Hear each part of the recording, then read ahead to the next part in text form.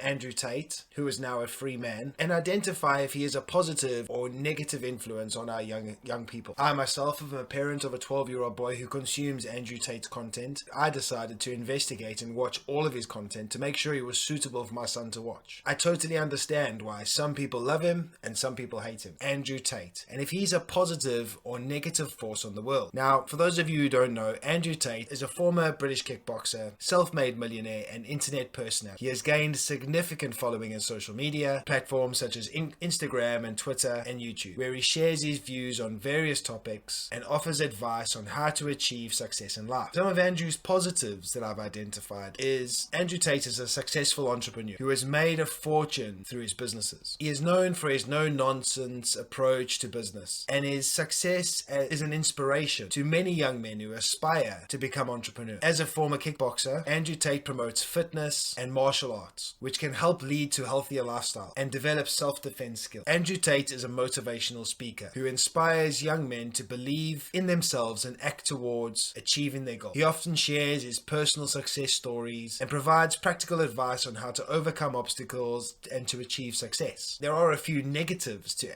Andrew Tate. For a start, he has very controversial views, according to the mainstream, on various topics, including women, race, and politics. Some of his comments have been classed as sexist, racist, and offensive to many people. Andrew Tate has been accused of bullying, harassing people online, including his followers, critics, and other internet personalities. He has been involved in several high-profile online feuds, which have often turned into personal attacks and insults. Andrew Tate has been accused of having a lack of empathy for people who are struggling with mental health issues, poverty, and other challenges. He has been criticized for promoting a tough love approach, which some people believe is harmful and insensitive. In conclusion, after watching all Andrew Tate's material, I believe he has good insight and wisdom. However, he uses the controversy of his beliefs to increase his reach, which is just good marketing. Andrew does speak for a vast majority of men. He does speak the hard truths that most men wouldn't dare to say out aloud. He has a traditional value, which does seem to annoy the feminists. I don't see his message any different to the likes of Jordan Peterson, whom I follow and admire. It's just Jordan speaks from an educated thinker's point of view, and Andrew speaks from a rough man from the streets who has used his grit and determination to get to where he is today. Andrew Tate does have an amazing story, and I admire and I think young people who are lacking a strong male figure in their lives would really benefit from following Andrew. And I think if young men are lacking a strong male figure in their life, he is not the worst person to follow. Books like Everyday Feminism are the reason personalities like Andrew Tate do well in the male market. Men feel persecuted for being masculine and aggressive, but that is everything that makes a man a man. Men should become capable and dangerous and then learn to control it, because the alternative is just a weak man, and those are the ones that go around doing the crazy shit like shooting people up in a college or just act in a cruel manner on the weak. So typically Andrew Tate uses traditional values and gender stereotypes to portray his views, but I've never seen him be disrespectful to any woman on his online profile. I just want to discuss now what I believe. Sometimes I think we complicate things too much. We try to make everybody happy, and it's impossible to make everybody happy all the time. But I think sometimes we have to tell ourselves, stereotypically, life is the way it is because that's what people want. My wife and I, we have a traditional family values, but we both share responsibilities from finances to childcare to parenting and planning our life. However, we play to our strengths. I generally do the man work, DIY, lawn mowing. Because of my shift pattern, I actually do a lot of the school run. I make more of the meals, but that's because I'm a planner and I really enjoy cooking. My wife deals with insurance and anything that requires talking on the phone. I hate talking on the phone, and she is way better at that stuff than me. I plan for the long-term future, and my wife plans for the short-term future. I plan for 10 years in advance, and my wife makes sure all our children have a great upbringing and we all have memories to take with us to the future. Is my wife strong as me? No, but she is more intelligent, that's for sure. And then when it comes to our house, we're equal. I do my fair share of housework, but I don't clean bathrooms and do ironing. But my wife doesn't mow the lawn or fix anything that's broken. Now, my wife buys into boys should be emotional, and I don't. But I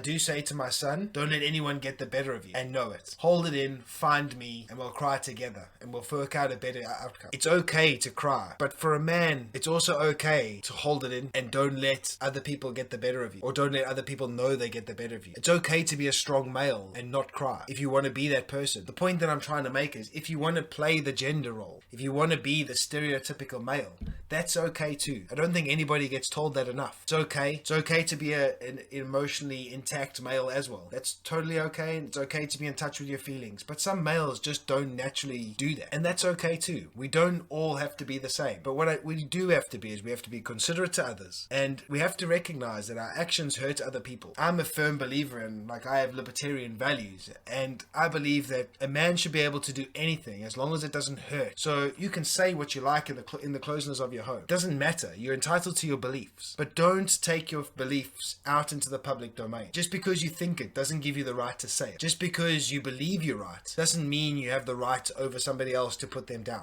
There's enough world for all of us just to get along. And the reason why you don't see, straight males outside picketing because our rights are getting taken away from us, because we don't care. We're too busy living our lives, supporting our families, raising our children, and doing the best job we can in the world that we can't control. And that is what society is all about. I'm a firm believer that a man provides and a woman provides the emotional stability of the home. Yes, modern day world now, no family can survive on one paycheck. We can't survive on one paycheck. We're the same as everybody else. My wife works a full-time job. I work a full-time job. I work shifts to make sure that we don't have as much childcare costs. The world has changed from the 1960s. I totally agree. Men and women have become joint caregivers, and the fact that women get 6 months maternity and men only get 2 weeks paternity. That's right. I would love that to be changed. I'd quite happily have stayed home for 6 months looking after my child, and my wife could have gone back to work, or she could have had 3 months and I could have had 3 months. That would have been great. So there's certain areas where the feminist movement I totally agree with, but I don't believe in equality of outcome. I believe in equality of opportunity. If a job role has been designed for a man and it's a physical job and a man can do 100 units in an hour, but a woman can only do 60 units an hour or 80 units an hour, then there is not an equality there. That woman shouldn't be able to earn the same money as a man because the man is doing more work. So if the man does more work, he should earn more money. But at the same time, there's jobs that aren't like that. There's jobs in a factory where you're just pushing a button and the machine does all the work. That's